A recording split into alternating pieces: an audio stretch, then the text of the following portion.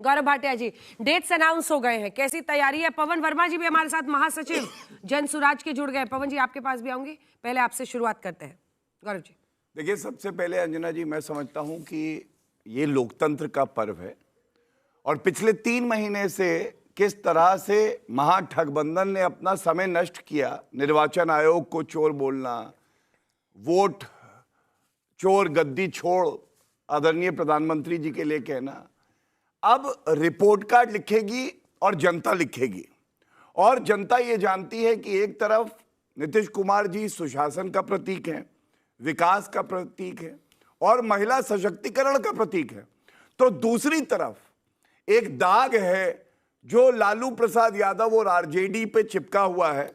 वो दाग क्या है? जंगल राज का। अगर आप जंगल राज कह दें जो जनता बोलती है लालू जी के लिए और आरजेडी के लिए, तो वो एकदम से भनक जाते हैं, गुस्से में आ जाते हैं आरजेडी के लोग।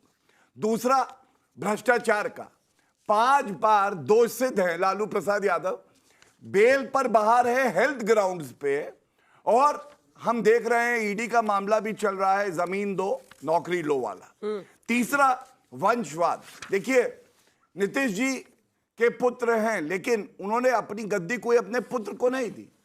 लेकिन हम सब जानते हैं लालू प्रसाद यादव जब जेल गए तो उनको कोई भी व्यक्ति यादव परिवार के बाहर का नहीं मिला कि मुख्यमंत्री बनाए, राबड़ी देवी ही मिली।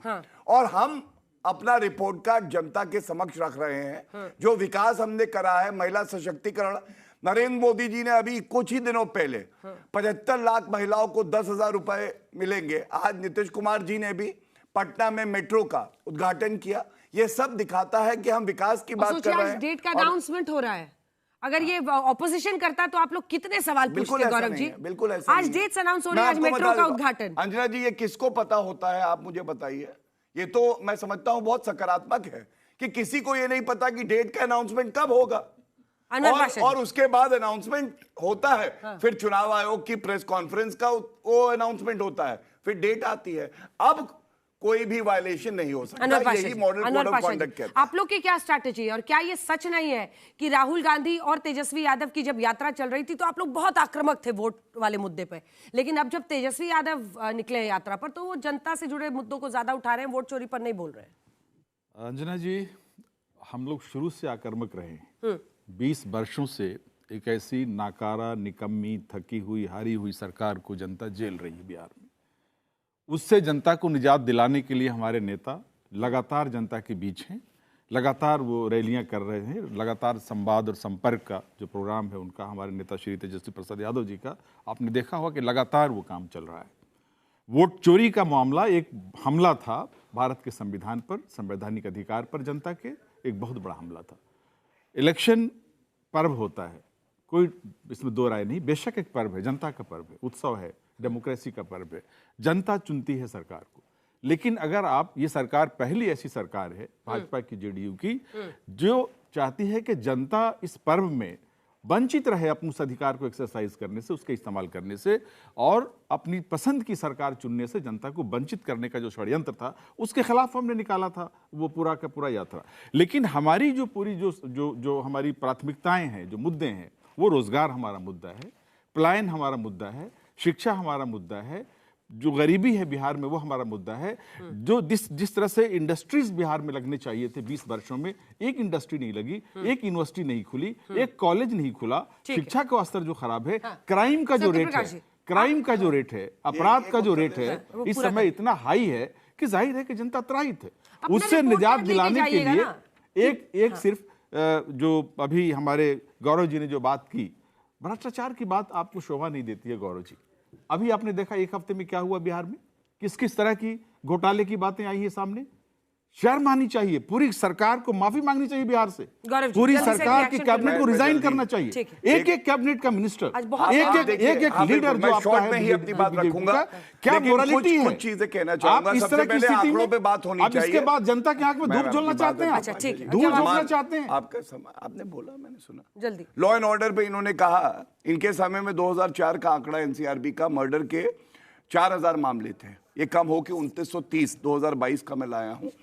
लूटपाट की 2986 घटनाएं होती थी, 22 देख लीजिएगा, 82। तब आप लोग साथ थे ना इनके? मैंने नीतीश जी देख के ही लाया हूं मैं, आप बिल्कुल। तो मैं जो बता रहा हूं, बस आपको एक बात कह सकता हूं, इन्होंने उत्तर नहीं दिया। क्या लालू प्रसाद यादव बेल पे बाहर नहीं है? क्या 5 बार दोषी नहीं है? क्या ईडी का समन नहीं आया है? सह परिवार कार्ड आता है, ईडी के पास आ जाइए। सीबीआई आपके हाथ में है, ईडी आपके हाथ में है, जुडिशरी का एक बड़ा हिस्सा आपके हाथ में है। किसके हाथ में है? आप किसी के नहीं ना। इस्तेमाल करके न्यायालय ने किसने जेल भेजा?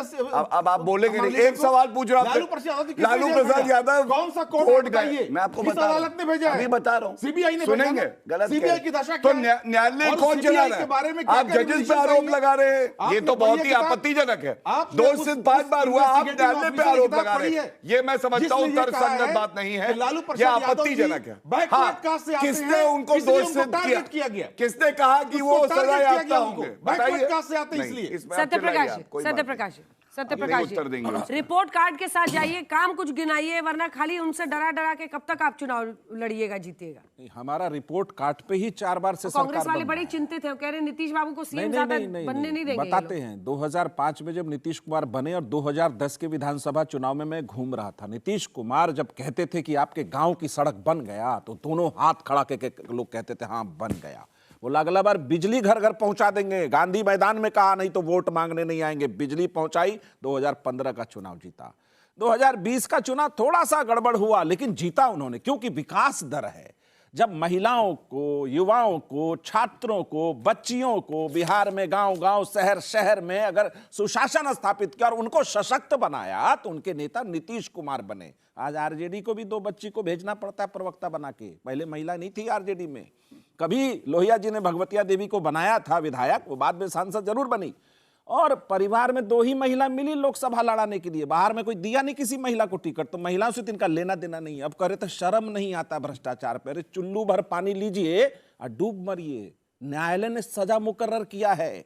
जो बताते नहीं कोई लालू यादव जी को फंसा दिया। 74 के होनहार आंदोलन से निकले जयप्रकाश के नेतृत्व में, कर्पूरी जी जब गुजर गए थे ना जी, तो उन्होंने, पार्टी ने तय किया कि लालू जी विपक्ष के नेता होंगे। एमएलसी थे उस समय।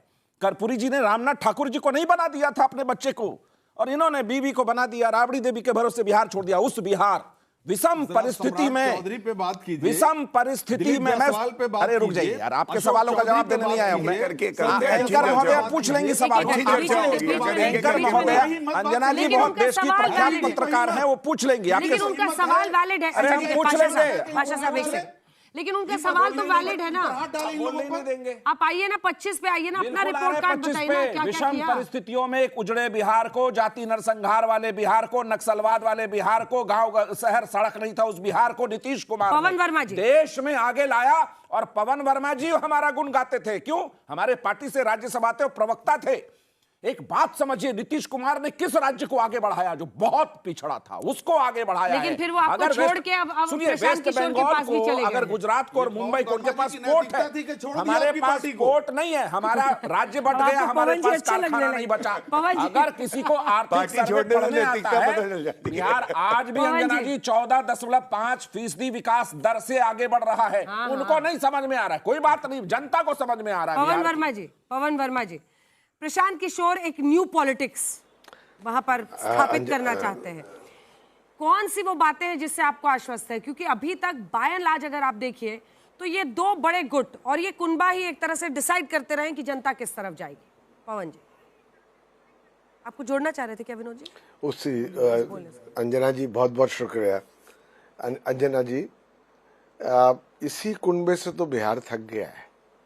वही चेहरे, वही गठबंधन, कभी एक के साथ, कभी दूसरे के साथ, कभी जेडीयू बीजेपी के साथ, कभी जदयू लालू जी के साथ, कभी लालू जी जदयू के साथ। कांग्रेस तो पुछलग्गू पार्टी है ही है। इस कुनबे से ही तो बिहार थक गया। और बिहार में असलियत यह है कि मूड बदल गया है। मूड बदलाव के लिए हो गया है। क्यों? क्योंकि एक ठोस विकल्प निकल के आया है जिसका नाम है जनसुराज, जिसके मुखिया है प्रशांत किशोर। अब आप जरा सा सोचिए अंजना जी, मान लीजिए कि इनकी बहुत सी उपलब्धियां हैं और मैं इनको उसके लिए मुबारकबाद देता हूं। 30 साल से तो यही सत्ता में है। यही बताएं हमें कि प्रगति के कुछ चिन्ह तो गिना सकते हैं। पर अभी 14 करोड़ में से लगभग 5 करोड़, एक तिहाई बिहार की जनता 100 रुपए दिन में नहीं कमा रही, एक वक्त की रोटी नहीं मिल रही। ये तो सच्चाई है, ये तो इनके आंकड़े बताते हैं। 3% इन्हीं की रिपोर्ट के मुताबिक 3% दलित 12वीं पास है, 5% अति पिछड़ा 12वीं पास है, 7% मुसलमान 12वीं पास है। ये लोग कह रहे हैं कि साहब हमने तो बिहार में क्रांति ले आए। अब ठोस विकल्प की क्या हालत है? अभी इन पार्टियों में यह तय नहीं हुआ कि कौन कितनी सीट पे लड़ेगा। यहां हमने ऐलान कर दिया हम 243 सीट पे लड़ेंगे। हमारी पार्टी की सूची लिस्ट की सबसे पहले निकलेगी। हमारा संगठन मजबूत है। 1 करोड़ 30 लाख तो पेड मेंबरशिप है बीजेपी की वेबसाइट पर। एक मिनट बात देखिए, मैं ठीक है पूरा कर लीजिएगा। एक काउंटर क्वेश्चन है सिर्फ, टोकना चाहती है तो मैं रुक जाता हूँ। नहीं, टोकने की बात नहीं है, आप ही से सवाल है अगला भी। और वो सवाल ये है कि ये जो आप उम्मीदवार सभी सीटों पर, क्योंकि ये बात सच है कि बाकी कोई भी अपने दम पर नहीं लड़ रहा है, जन स्वराज अपने दम पर लड़ रही है, आप सभी 243 सीट्स पर उम्मीदवार उतार रहे हैं। लेकिन मेरा सवाल आपसे ये है कि इसमें से कितने ऐसे होंगे जो या तो आपने बीजेपी के टिकट नहीं मिला, आरजेडी वाले को टिकट नहीं मिला, वो मतलब दूसरी पार्टी में जो रह चुके हैं, ऐसे कितने लोगों को ले रहे हैं? क्या कोई आंकड़ा है जो आप रफ बता सके पवन जी? आप 9 तारीख को, मैं समझता हूं, जब हमारी लिस्ट सार्वजनिक होगी, आप खुद देख लीजिएगा कितने नए चेहरे आ रहे हैं, कितने लोग ऐसे आ रहे हैं जिन पर लोगों का विश्वास है। वो घिसे पिटे चेहरे, वही राजनीति के जो आप समझिए मीडिया मैन, मिडिल मैन है, वो नहीं होंगे। क्योंकि एक नई राजनीति की उम्मीद लेकर के प्रशांत किशोर आए। और मैं आपसे सिर्फ उस समय कह रहा था कि लोग समझते हैं कि ये ठोस विकल्प जो आया है वो हवा की बात है। इतना मजबूत संगठन है कि 1 करोड़ 30 लाख, मैं वही कह रहा था आपसे, वो तो पेड मेंबरशिप है। बीजेपी की आधिकारिक मेंबरशिप उनके वेबसाइट पे 70 लाख है। और मूड ऐसा है कि युवा से लेकर हर जाति, हर समुदाय, हर कौम से लोग ये कह रहे हैं कि हमें छुटकारा चाहिए, बिहार को मुक्ति चाहिए, बिहार को बदलाव चाहिए। 1 करोड़ 30 लाख लोग बिहार के अलोन वेबसाइट पर चले जाइए, बिहार की आप वेबसाइट पर चले जाइए और खुद देख लीजिए। प्रदीप जी, इससे घबराना चाहिए? तो ये तो हमारी संगठन की हालत है। अच्छा मैं खत्म कर लूं, बस 10 सेकंड खत्म कर लीजिए, खत्म 10 सेकंड लीजिए पवन जी। हाँ सिर्फ ये गौरव जी मेरे मित्र अगर हंस रहे हैं तो स्वाभाविक है, क्योंकि उनको अभी अंदाज नहीं है कि ये सैलाब कैसे आंधी बनेगा। अभी लहर भी दिख रहा है, कैसे आंधी बन करके आप चुनाव में देखेंगे होगा। क्योंकि ये लोग पार्टी अपने अपने संकीर्ण दायरे से बाहर देख ही नहीं सकती। बिहार में जमीन इनके पैर तले हट गई है। तो मैं आपसे कह रहा हूं, चुनाव का इंतजार कीजिए। एक नया संदेश, जाति और धर्म से उठ के अपने बच्चों के लिए वोट दीजिए, शिक्षा के लिए, रोजगार के लिए, स्वास्थ्य के लिए, पलायन रोकने के लिए, और सबसे बड़ी बात अब जो आई है भ्रष्टाचार पर रोक लगाने के लिए। ठीक है, मैं लौट रही हूँ लोग थक गए अंजना जी।